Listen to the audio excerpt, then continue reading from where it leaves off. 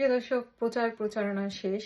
ভোটের মোটামুটি শেষ পর্যায়ে সবচেয়ে প্রচারণায় সবচেয়ে বেশি মজা ছিল নাসিরুদ্দিন পাটোয়ারির বিষয়টা। এই নাসিরুদ্দিন পাটোয়ারি অনেক চেষ্টা করেছে মির্জা আব্বাসকে খেপানোর। মির্জা আব্বাসের লোকজন যাতে তাকে মার দেয়, তাদের উপর আক্রমণ করে, এরকম বহু চেষ্টা করেছে সে। আপনারা আমরা তো সবাই দেখেছি। কিন্তু মির্জা আব্বাস আমার মনে হয় অনেক ধৈর্য ধরে সহ্য করে গেছেন সবকিছু, এবং মির্জা আব্বাসের সাথে যারা, তারাও সহ্য করে গেছেন। এরকম সহ্য আমাদের নিজেদেরই কেমন জানি বিরক্তি লাগতো যে কথাগুলো বলতো। আমি জানি না এনসিপির বা নাসির উদ্দিনের সমর্থক যারা, তাদের কেমন লাগতো আমি জানি না, বাট আমার নিজেরই বিরক্ত লাগতো। মনে হইতো সেটা এখন বলবো না। সো এরকম, কিন্তু মির্জা আব্বাস এবং মির্জা আব্বাসের দলের লোকজন তাকে যে সহ্য করে গেছে, মানে বলে না যে গন্ডারের চামড়া কামড় দেয়া সহ্য করে গেছে, এরকম বিষয়। তো যাই হোক, অবশেষে তো প্রচারণা শেষ, এরকম খোঁচাখুচির দিন শেষ। এখন হচ্ছে যে ভোটের পালা, কে ভালো ভোট পায়। আসলে খুবই আমাদের এই ভোটটা অনেক চমক আসলে আমাদের জন্য।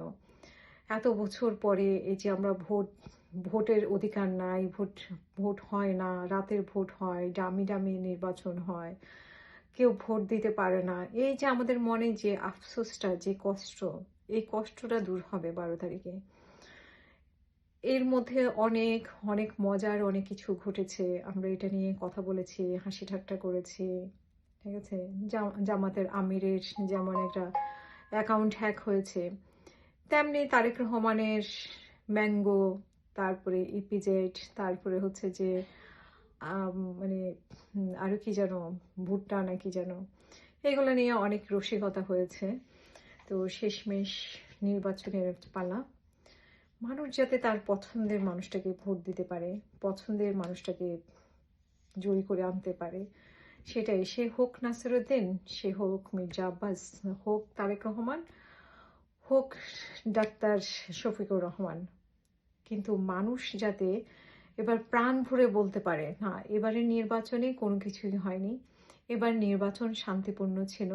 এই নির্বাচনটা এত বছর পরে আমরা খুব স্বাভাবিকভাবে দিতে পেরেছি। হ্যাঁ, টুকিটাকি তো সমস্যা হবে, টুকিটাকি সব জায়গায় সমস্যা হয়, সেই সমস্যাগুলো বাদ দিয়ে ওভারঅল একটা ভালো নির্বাচন, যে জনগণ ভোটের কেন্দ্রে গিয়ে দেখবে না যে তার ভোট দেওয়া হয়ে গেছে, মৃত বেশি ব্যক্তি এসে ভোট দিবে না, বা মানে আমার আমার ভোট আরো কয়েকজনে সিল মেরে নিয়ে গেছে, বা পুরা বাক্স ভর্তি করে ফেলেছে একজন, তারপরে ভোট ডাকাতি বাক্স ডাকাতি হয়ে গেছে, খালি বাক্স নিয়ে গেছে, ভরা বাক্স দিয়ে গেছে।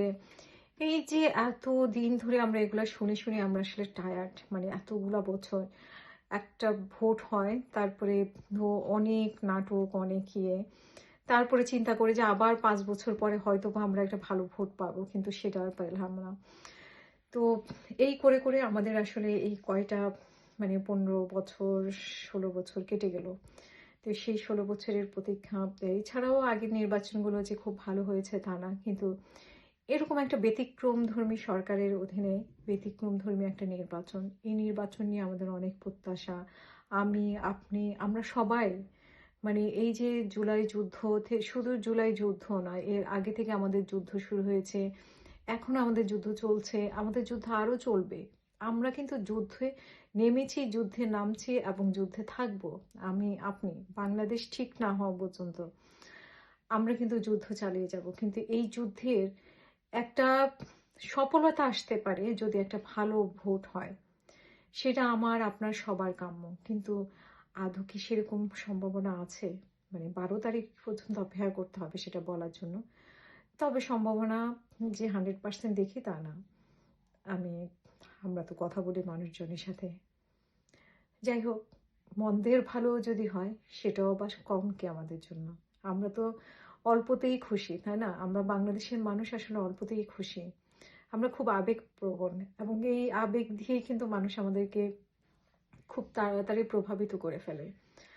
সো প্রিয় দর্শক, আপনাদের কাছে অনুরোধ, ভেবে চিন্তে ভোট দিবেন। আর তাছাড়া ভোট কেন্দ্র পাহারা দিবেন, কেউ যাতে বাক্স ছিনতাই করে নিয়ে না যেতে পারে, কেউ যাতে আপনার ভোট ছিনতাই করে নিয়ে যেতে না পারে, কেউ যাতে পুরুষ মহিলা সেজে এসে ভোট নিয়ে যেতে না পারে, সেই দিকে নজর রাখবেন। সবাই ভালো থাকবেন। আল্লাহ হাফিজ। আসসালামু আলাইকুম।